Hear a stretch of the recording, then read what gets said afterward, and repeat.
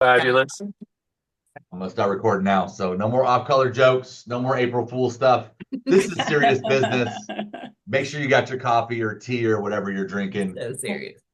Lexi, I got to give you props though. You're on camera, Pitt, Tamara. Yes. Their hair is so bad they didn't even get on camera today. Just saying. I haven't even brushed my teeth yet, guys. Hey, that's what that is. Like, come on.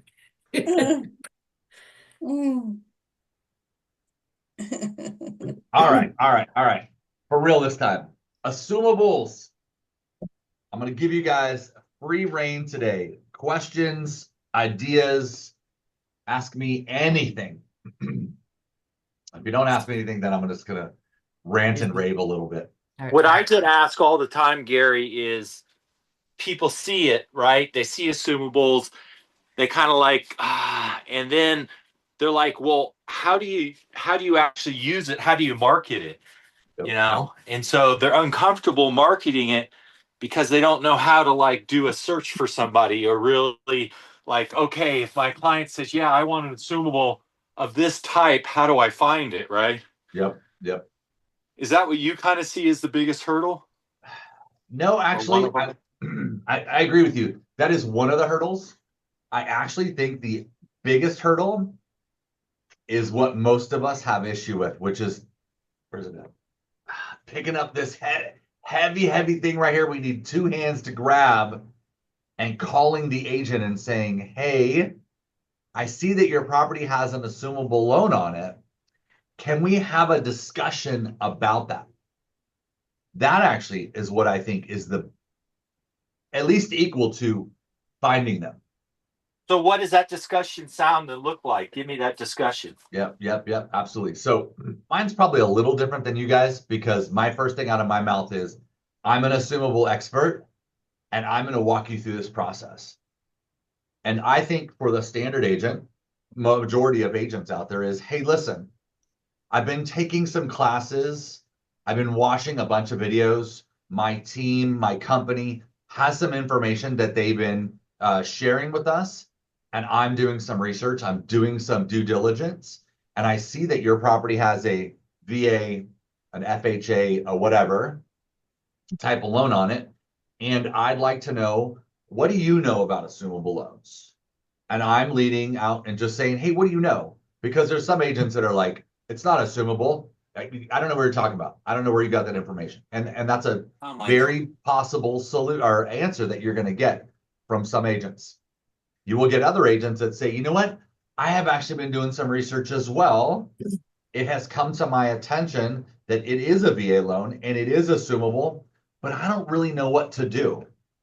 Right. And what you're trying to do is you're trying to figure out their level of competency so that you can then start to offer some pieces of information.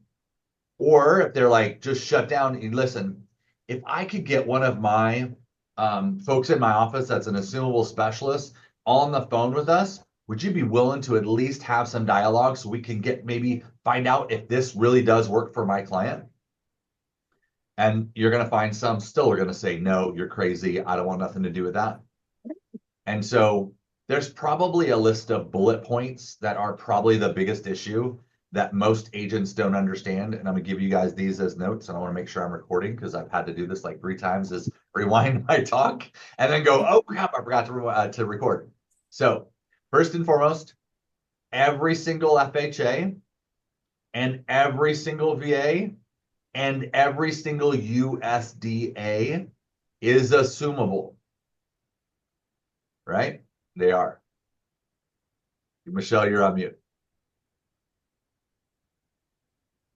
The only reason that one of those loans would not be assumable, this is like a once in a blue moon caveat, which is if the title had transferred without the loan transferring. And I'm going to tell you guys this because it happened to me. Ooh. I did a subject to with Pace Morby through his team, and I assumed an FHA loan at 3%. Now, you guys all know in subject 2, I take over the title, I did escrow, I did everything. but I left the loan in the previous person's name. But because the title did not match the loan person, when we went in to sell this as an assumable property, which I did, they said, no, because of the title transfer, you actually cannot let somebody assume this loan. So like I said, that's like 1 in 100,000. It's a very, very minuscule, little tiny, because not a lot of people do subject to. But if somebody has assumed a loan, Michelle Haas has a FHA loan, Lexi Stewart went and assumed it through the standard assumable process. She took the whole loan, the title, the everything. Pitt can assume the loan from Lexi because it was fully done legitimately. I don't know. I don't want to quote say legally. The more acceptable way by HUD guidelines. We'll say that, I guess. All right. So if someone were to do a subject to, then it would not be assumable anymore. Correct. That is absolutely correct.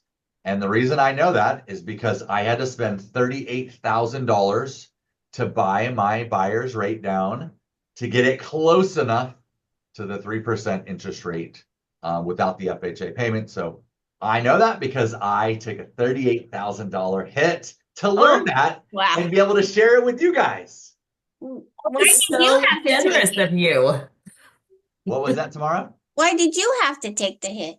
Because I was the seller. I took it over subject to, and I Oh. told the buyer that it was an assumable.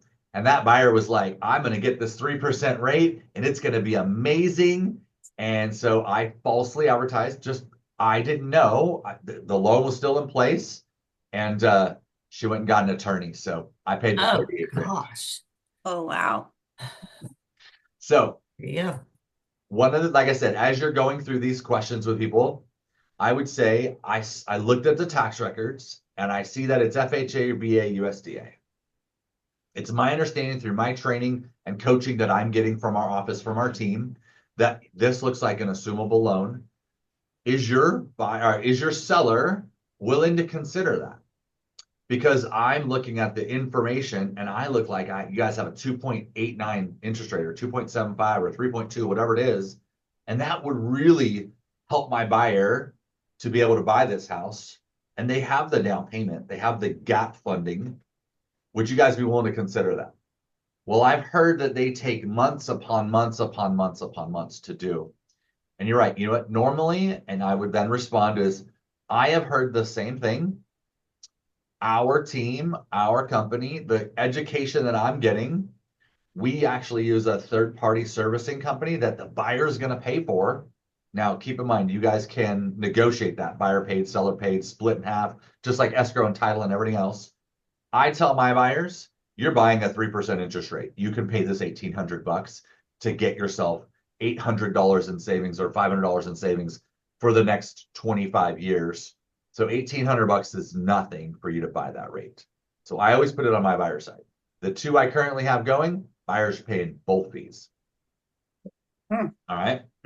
So then I lead out and say, okay, this third-party company we use actually has an average of 45 days for them to process, and there's no additional fees to your seller. So those are some of the pieces I use when I'm chatting with someone, because I don't want to come in, well, I do come in a little bit more as authoritative, like, hey, I've been doing this for 15 months. I'm on the board for an assumable company. Here's what I know, and I want to help educate you. I could easily come in and like you guys and say, well, here's what I'm learning. Here's what I found. You guys have heard the feel, felt, found. So I know how you feel. I felt the same way. Here's what I found. It's kind of that thing is, hey, listen, I'm sure you've heard some horror stories. And a year ago, those horror stories probably were the only thing out there.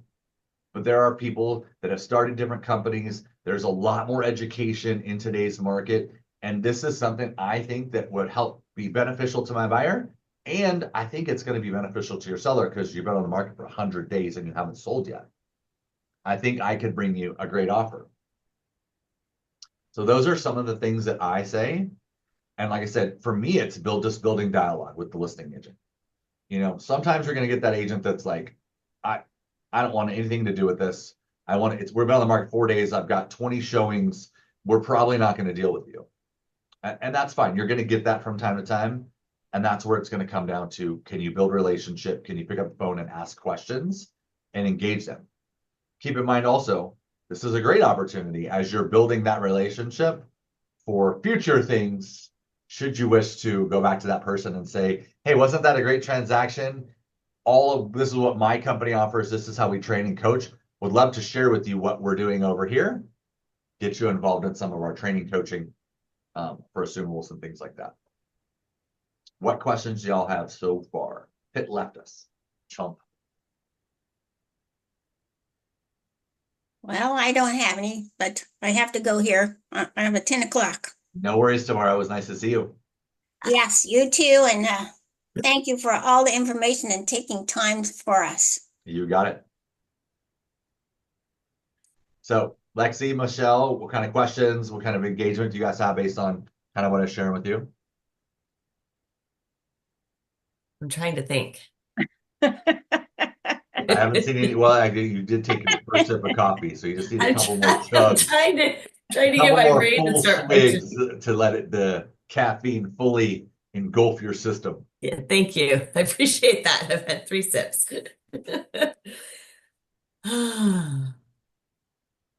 Keep in mind that assumables are not the end all be all. It's a tool in your tool belt. It's a talking point. It's a marketing play. Okay, I have a buyer in San Jose. And it's like, come on, San Jose. I mean, who has an FHA loan in San Jose? But that's where they are. And they're like, hey, we got 400,000 down. We love a rate 3% or better. I called an agent yesterday. I said, hey, listen, I see that this condo is right at my buyer's price point, 800,000. It's a 3-2. They're just starting their family, but it's a VA loan. And he said, well, my veteran is retiring and moving out of state and probably doesn't need his VA benefit anymore. So I have reached out to my client this morning. He hasn't responded back yet. Say, hey, listen, 225,000 down instead of your 400, so you get to keep some of your money in your pocket. I'm going to get you a VA loan. It is a condo, so there's, they wanted a single family, but I'm like, listen, if I could get you into this in San Jose, the payment is $2,800 in San Jose, $2,800. Like the rent is probably $3,500. So at minimum, you could buy this, live in it for a year, rent it out, do something different. But you guys talked about they're looking and having just interaction and engagement. The agent I was shocked because most agents are like, yeah, they're keeping their VA benefit. Don't even ask me the questions. Super open to it. He was like, yeah, actually, I talked to my veteran about it. And he was like, hey, I'm moving out of state. We're going to buy our house cash. I don't need my veteran benefit anymore. If that's what will help us sell our house, because it's been on market for 139 days. And if that will help them sell their house and get the dollar figure that they're asking for, like I said, 805 or 810, whatever the number is, then my clients, hopefully, I'll be showing property on Friday. So, like I said, it's just questions. It's just engagement. It's just reaching out to your sphere. Do you guys know about this? I mean, it's another reason to pick up your phone when you're calling your database. Hey, I'm reaching out to you today, Lexi. I know you guys probably aren't looking to buy a house because you've got a great little house in Carmichael there, but do you know anybody that would like to live somewhere in Sacramento and have a 3% interest rate? Yeah, there's somebody at the office, my sister, my kids, my parents, my whatever. It's just an opportunity for you to start some dialogue. I'm just trying to give you guys opportunities to start conversations. Yeah. And then they go, man, Gary, no one else is up. I've never heard of this before. Tell me more. And then let me get you in touch with my sister or my cousin or whoever it is, somebody from work. Yeah. So on the VA loans that are assumable, they're really only assumable if the veteran is willing to release their benefits. Eligibility, yeah, correct. So a couple things. That veteran, if they're taking their benefit, like, hey, they're active duty still, they're Beale, Travis, wherever, and they go, hey, we're moving to San Antonio. There is a possibility that they only used a small portion of their eligibility, and there would be enough left on their eligibility to go to San Antonio or Florida or wherever they're going and still utilize that benefit. But you have to talk to the lender first, a lender that's a VA specialist. I would also say is that there are veterans in California that say, well, we're going to buy one more home and we're staying in California. We're just moving to, from the Bay Area to Sacramento to Fresno, wherever they're going, and say, well, I need my veteran benefit. And it said, okay, well, if you're going to stay in California, do you know about the CalVet loan? So CalVet doesn't actually use eligibility. Really? Correct. Wow. So if someone has a veteran loan currently, they can buy a new loan, CalVet, and leave their eligibility behind.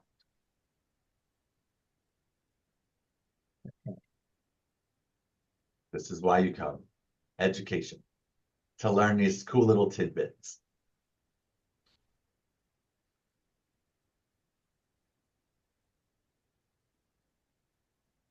So yeah, CalVet loan, just to kind of give you guys a heads up, it is a Pitt or Eric will call it a story loan.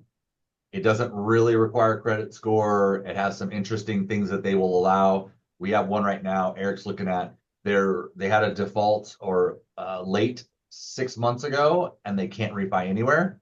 I think we're going to get them a CalVet loan because it was a weird circumstance. It was a servicing transfer. It wasn't like they did it, and this is the only one they've had. So there's this weird hiccup, but because he can write the story like, hey, here's what happened, what's going on, blah, blah, blah. I think we're going to get them a CalVet loan. And they're up in Amador County. So they have high fire insurance. With CalVet, they're actually going to remove or reduce their fire insurance from $400 a month to $200 a month. So even the rate's a little higher. It's like 5.25, and they're at 4.5 right now. The savings in their fire insurance, actually their payment's roughly the same. Actually, they're buying about $50,000 less of a house. They're downsized a little bit. Okay, so I have a question. So Yep. you're talking to a lot of people about these assumable loans. Yep. On the buy side and the sell side. Yep. In your experience, how many of them are actually closing? So I have my first 2 in escrow right now. Well, I should say my first 2. Since I've been teaching the class, I have these 2. Okay. Tammy Brock in our office has already closed the FHA. Kevin Wergler has already closed the VA. They were both at the end of last year, but they were done. Okay. Assumption Solutions, Craig O'Boyle, that's the guy out of Colorado. They close 50 a month. Okay. My buddy Mike Lorino, who's based out of Virginia, he's the one who started Assumlist. He has about 5 to 7 closings a month that are almost all assumable. Wow. He works he lives right by the Pentagon, so he's doing a lot, and he's a veteran himself, so he has really inroads with a lot of veterans. Yeah. That's where he's getting a lot of his business. So, okay, so then basically it's not just that we're like getting all of this information so that we can, help our potential, veteran buyers or people getting an assumable loan. It's more just to open the door to conversation. And then, like, how many conversations have happened as a result of assumable loans that have turned into transactions for you? That's a much better question. So I currently have about 15 to 18 people who have reached out based on assumables, based on some posts and different things I've done. I have 2 of those that are assumable in escrow. I have 7 that are currently looking in escrow and a closed transaction that ended up not going assumable because I found on the house they wanted that the loan didn't work. The house was more important than the loan. Got it. That's pretty cool. So that's really, you're right. That's where you hit the nail on the head. This is the conversation How do I show you the value of what I am as an agent and your professional? And then be able to say, okay, I know you really want the assumable loan. Is it only the payment that matters? Or is being in this school district or on the same street as your sister more important? Right. So it's just the door opener. Okay. Yep. That's pretty cool. I like that.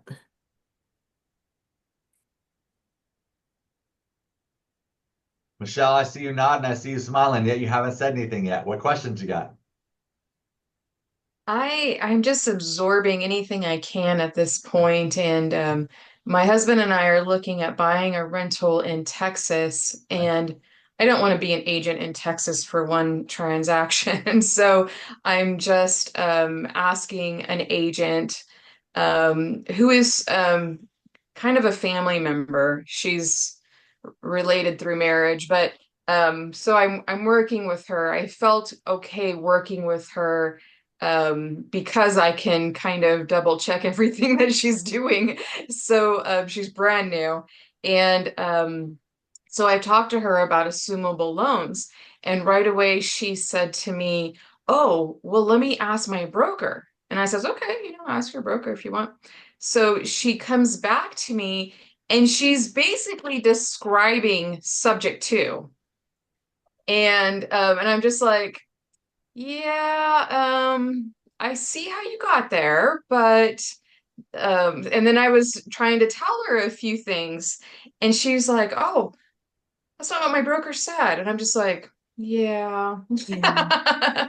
And she's so new that I get it. She's learning and she's with her broker and Yeah. she's trying to figure things out and whatever. And then she's telling me, if we write an offer, we're going to give them 20,000 more. And I look at this as an investment. I mean, my rental is not going to be me offering 20,000 on top right out the gate. Yeah. I mean, I start low and we can work from there. And 20,000 on top of the asking price is not where I start. So I'm gonna feel their pain point first. And so she's gonna figure out a few things with us and kind of learn a few things, and Cool. we'll walk through it. And Good. so it's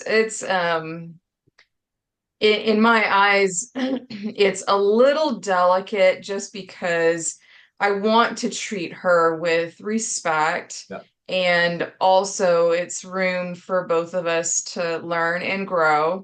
Yeah. And I think if she can get us through one transaction, she's not only going to learn the purchase itself, but also this assumable portion, Yep. and it will help her, grow in her journey. Yep. And I look forward to that. I like her a lot. So, and it's sort of family. So, kind of interesting though that the broker was the one who described subject to her, and then that's how she came to me. And I don't, she didn't come up with that by herself.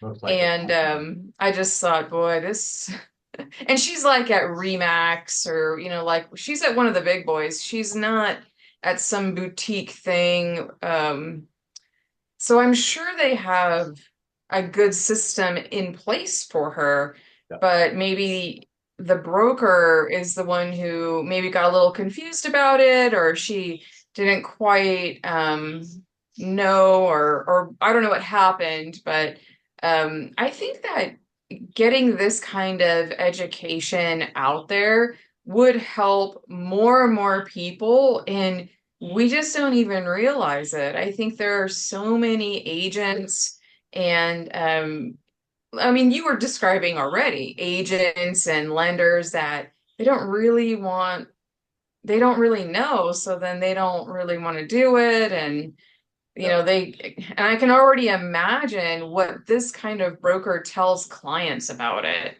If you're unclear with me and if you're unclear with your agents, what are you saying to clients when something like this is even, if that's even a question? So it's kind of I feel like we're all in this baby stage of the process. And as these rates are, a little on the higher side, I have a buyer right now who just got 5.99 and he's happy with that. But I mean, speaking of twos and threes, I mean, that's a little on the high side. But as long as they're high, this is going to be an edge to help somebody. Yep. So, Absolutely. And this isn't going to be a forever thing. I know one of the biggest things people have asked is like, what is going to happen if the market crashes?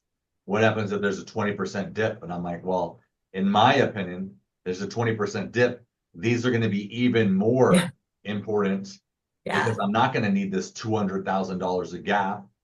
Someone's like, well, I can't afford to live in California, whether it's, jobs or housing or whatever. I have to leave and go elsewhere. Well, there's going to be other people that come in and say, well, I can take over that loan, whether it's an assumable, whether it's subject to.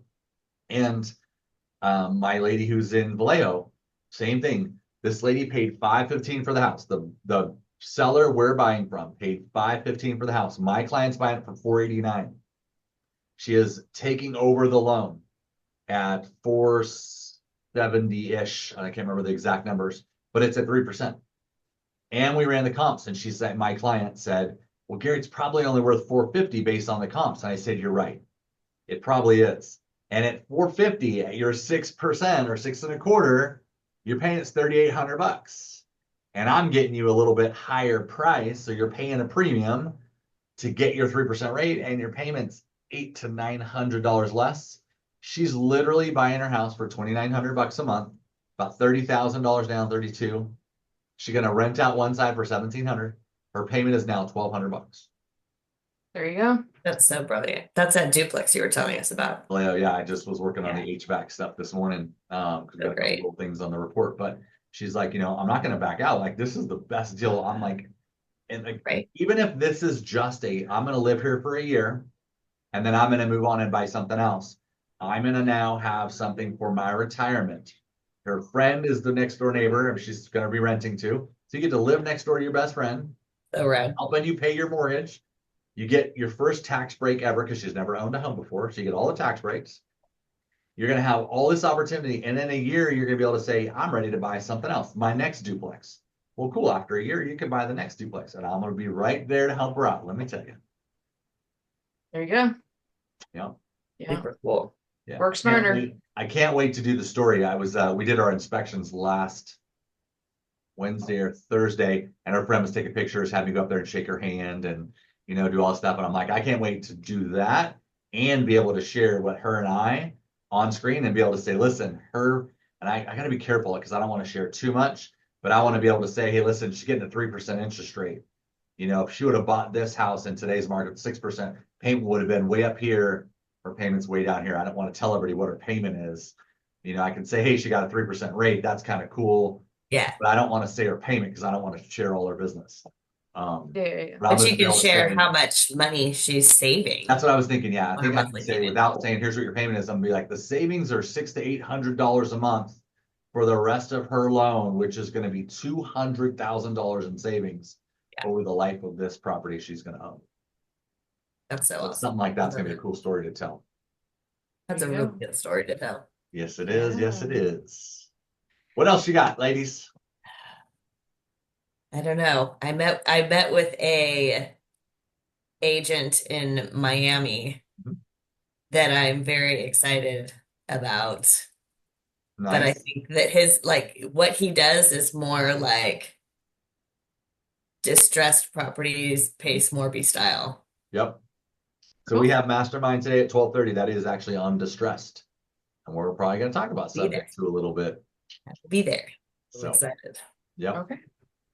Awesome. All right. Well, if you ladies don't have any other questions, you guys know where to get Assume List. You guys know to go to pittmiller.com and get Assume List for free for a month. Everybody else watching online, you guys know the same thing. Go to pittmiller.com, get Assume List for free for the first month. And then after that, I have a code for you guys. Gets you like a 10% discount. And then you guys get to use Assume List. You get to look at every single property that's out there and then go tell your clients all about them. Awesome. Thank you, Cool. Gary. Appreciate you guys. Have a great day. You Bye. too. Talk to you later. Bye.